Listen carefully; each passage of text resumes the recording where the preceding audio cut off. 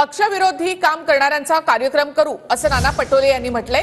पक्षविरोधामध्ये मतदान करणाऱ्यांवर कारवाई होणार असं पटोले यांनी म्हटलं आहे।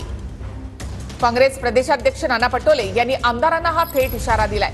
तर आमदारांवर कारवाईची काँग्रेसमध्ये हिम्मत नाही असं संजय शिरसाट यांनी म्हटलं आहे।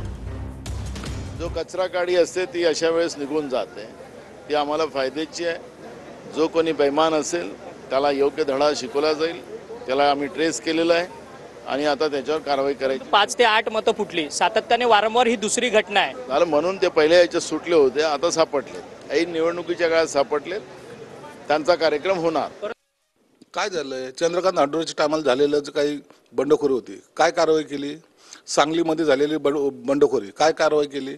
हे लोक फक्त बोलतात, पक्षातल्या कोणत्याही माणसावर कारवाई होणार नाही, त्यांची ती तेवढी हिंमतही नाही।